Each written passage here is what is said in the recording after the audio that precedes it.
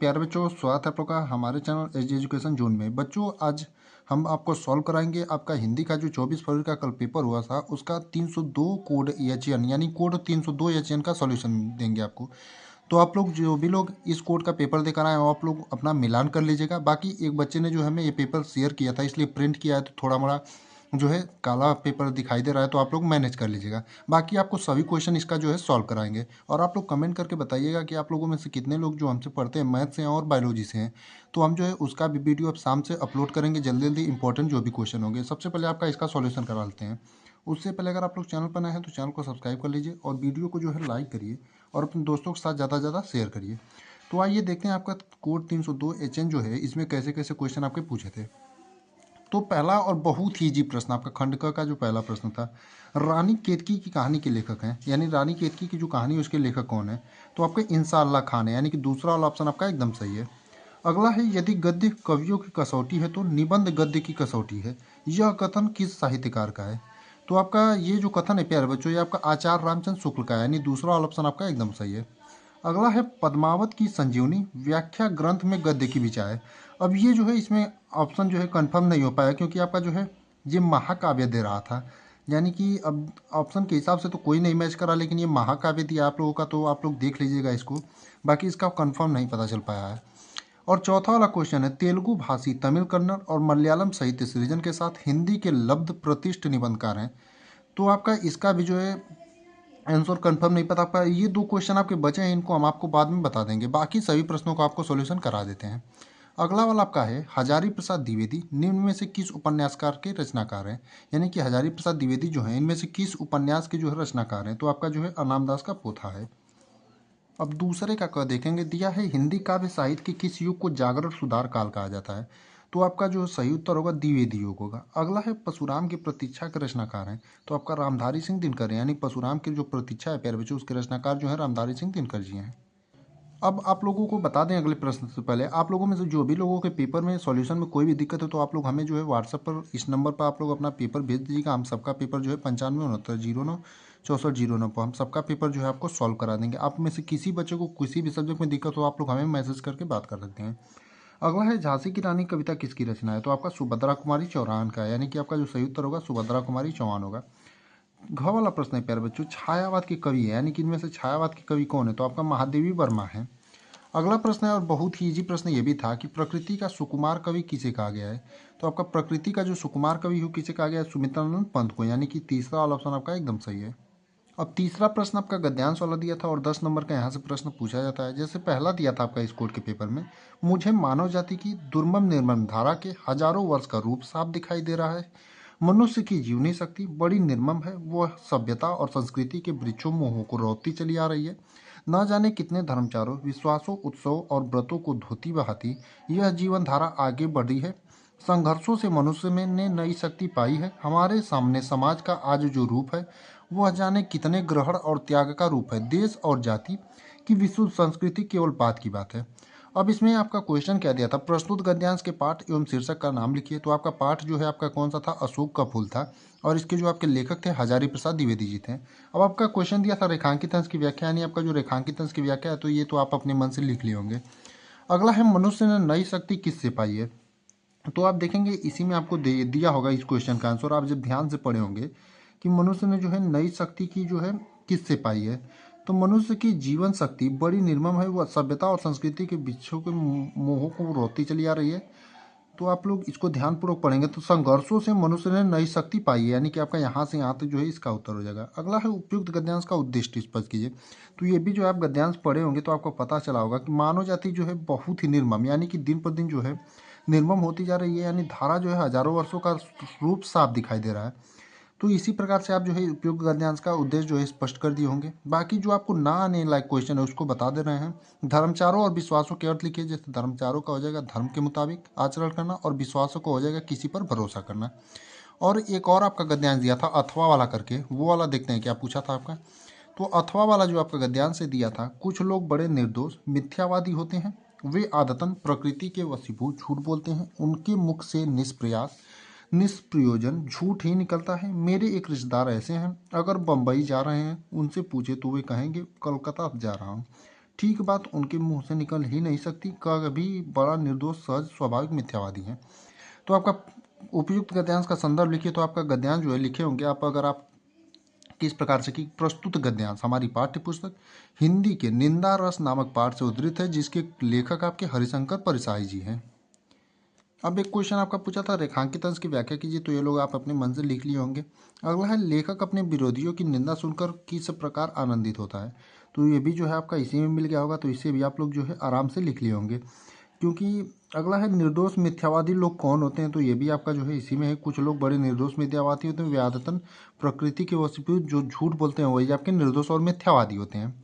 एक क्वेश्चन आपका था स्वाभाविक एवं निर्दोष में प्रत्यय छाट कर लिखे, तो स्वाभाविक में आपका इक प्रत्यय हो जाए, यानी स्वभाव में से इक निकल जाएगा तो आपका स्वाभाविक हो जाए, और निर्दोष में आपका कोई प्रत्यय नहीं होता है।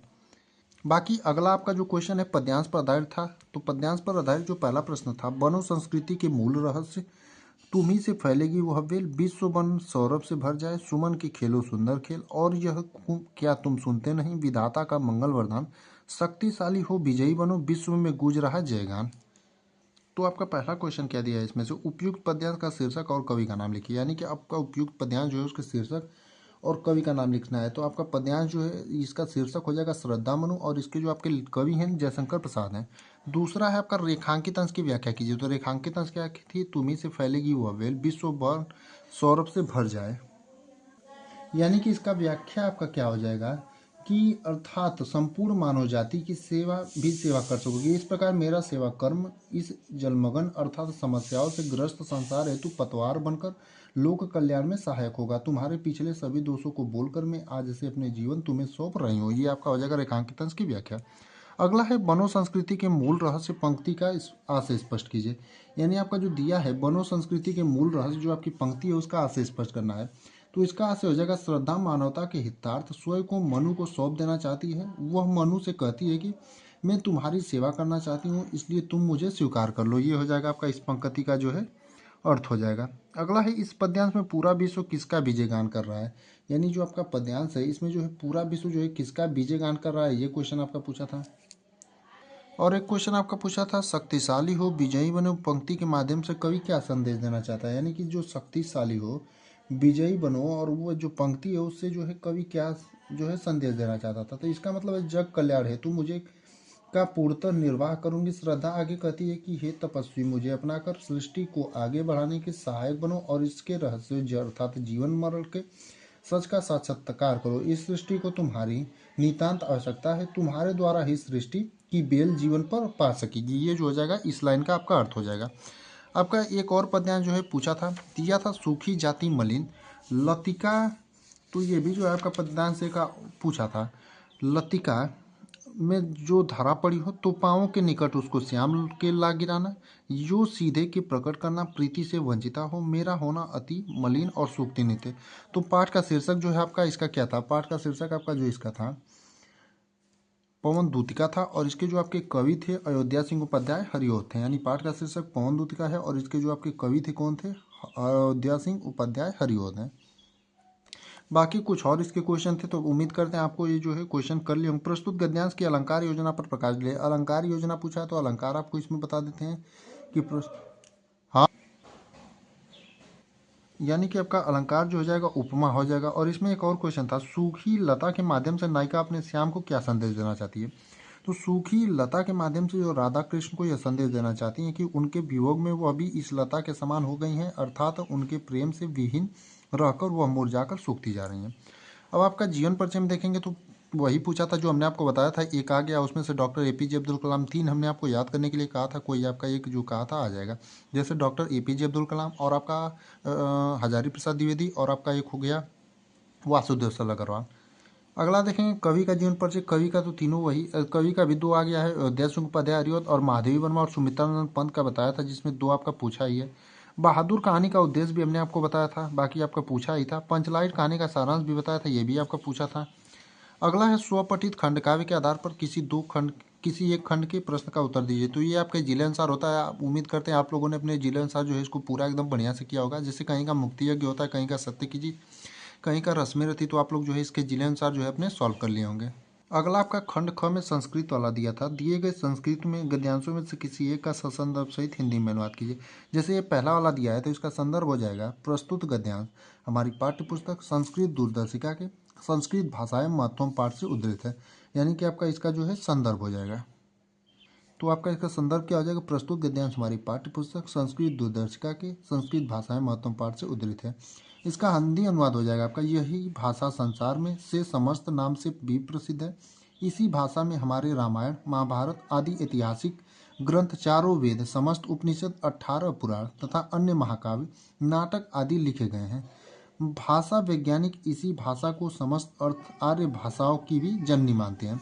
तो ये जो आ जाएगा आपका हिंदी अनुवाद हो जाएगा। अगला जो आपका जो है अथवा वाला जो दिया था संदर्भ से हिंदी अनुवाद, इसका आपका संदर्भ देखेंगे तो हो जाएगा प्रस्तुत गद्यांश हमारी पाठ्य पुस्तक संस्कृत दूरदर्शिका के पंचशील सिद्धांता नामक पाठ से उद्धृत है, यानी आपका इसका संदर्भ हो जाएगा। और हिंदी अनुवाद देखेंगे तो बौद्ध काल में ये सिद्धांत व्यक्तिगत जीवन के उत्थान के लिए प्रयुक्त किए जाते थे, किंतु आज ये सिद्धांत राष्ट्रों की परस्पर मैत्री एवं सहयोग के कारण तथा विश्व बंधुत्व एवं विश्वास शांति के साधन है।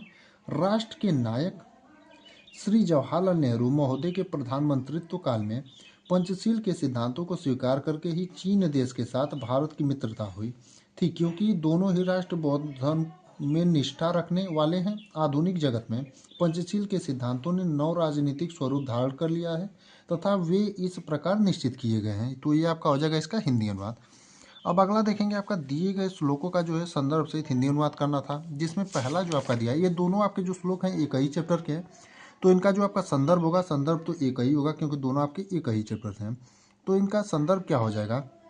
संदर्भ हो जाएगा प्रस्तुत पद्यांश, यानी प्रस्तुत पद्यांश जो है हमारी प्रस्तुत पद्यांश हमारी पाठ्य पुस्तक संस्कृत दूरदर्शिका के सुभाषित रत्नानी पाठ से स्थित है, यानी आपका जो प्रस्तुत पद्यांश है हमारी पाठ्य पुस्तक संस्कृत दूरदर्शिका के सुभाषित रत्नानी पाठ से उद्धृत है। अब पहले वाला क्या इसका, यानी कि ये जो आपका है इसका हिंदी अनुवाद देखेंगे। अपने इच्छा आचरण कर्म से पिता को प्रसन्न रखने वाला पुत्र, पति का हित चाहने वाला पत्नी तथा आपत्ति एवं सुख में एक जैसा व्यवहार करने वाला मित्र, इस संसार में इन तीनों की प्राप्ति पुण्यशाली व्यक्ति को हो जाती है। अब अथवा वाला देखेंगे तो इसका भी आपका संदर्भ वही होगा प्रस्तुत पद्यांश हमारी पाठ्य पुस्तक या फिर प्रस्तुत श्लोक हमारी पाठ्य पुस्तक संस्कृत दूरदर्शिका के सुभाषित रत्नानी पाठ से स्थित है, उद्धृत है। हिंदी अनुवाद हो जाएगा सभी भाषाओं में देववाणी संस्कृत सर्वाधिक प्रधान, मधुर और दिव्य है। निश्चय ही उसका काव्य साहित्य मधुर है तथा उससे काव्य से भी अधिक मधुर उससे सुभाषित सुंदर वचन या सूक्तियाँ हैं। अगला आपका जो है मुहावरा पूछा था, तो मुहावरा आपका इजी ही था। हाथ पाँव मारना, अगर मगर करना, हाथ जल गगरी छलक जाए, तो ये कुछ मुहावरे थे आपके। फिर अपठित गद्यांश था, इसमें आपको अथवा करके दो दिए थे, कोई एक करना था तो इसके आंसर इसी में छुपे थे, तो ये तो आप लोग कर ही लिए होंगे। तो अपठित गद्यांश वाला जो है उसके आंसर उसी में तो आप लोग कर लिए होंगे। अगला है श्रवण और श्रमण, यानी निम्नलिखित सदयुग्मों का सही अर्थ चयन करके लिखिए। जैसे श्रवण और श्रमण का अर्थ तो ये कान और भिक्षु हो जाएगा, यानी द वाला आपका एकदम सही है। फिर भित्ति और भित्त का अर्थ है तो डरपोक और दीवार हो जाएगा, यानी द वाला सही है। अगला है निम्नलिखित शब्दों में से किसी एक शब्द के दो सही अर्थ लिख लेते हैं, लेकिन हम आपको तीन का बता दे रहे हैं। जैसे कर का हाथ और टैक्स हो जाएगा, पुष्कर का जलाशय और पोखरा हो जाएगा, विधि का व्यवस्था करने वाला और प्रणाली हो जाएगा। अगला है निम्नलिखित वाक्यांशों के लिए एक सही शब्द का चयन करके लिखिए। जैसे जो एक दूसरे पर आश्रित हो, पराश्रयी हो जाएगा। किसी वस्तु को प्राप्त करने की उत्कृष्टता या इच्छा हो जाएगा, आपका आकांक्षी हो जाएगा। फिर आपका दिया था निम्नलिखित में से किन्हीं दो वाक्यों को शुद्ध करके लिखिए। जैसे प्रगत भराज का भविष्य उज्जवल हो और सज्जन पुरुष सबका भला चाहते हैं, तो ये कुछ आपके थे, तो ये उम्मीद करते हैं आपने सही किया होगा। बाकी आपका रस, छंद और अलंकार वाला पूछा था, तो ये हमने आपको पहले ही बताया था। रस में कौन कौन से पढ़ने थे वही सब आए हैं आपके। और आपका निबंध भी जो है लगभग उसी पर आया। राष्ट्रीय शिक्षा नीति जो है आपका, ये भी हमने बताया था 2020 शैक्षिक क्रांति का एक, ये कुछ आपके थे निबंध। मोबाइल फ़ोन वरदान या अभिशाप, तो आपके यही सभी क्वेश्चन जो थे आपके 302 HN वाले कोड पेपर में थे, तो इसका हमने आपको सॉल्यूशन करा दिया है। बाकी आप लोग जो है ज़्यादा से ज़्यादा चैनल को सब्सक्राइब करिए और शेयर करिए। और आपको जिस भी पेपर में दिक्कत हो या फिर कोई सॉल्यूशन चाहिए तो आप लोग तुरंत मैसेज करें या कमेंट करें, हम आपको तुरंत बता देंगे।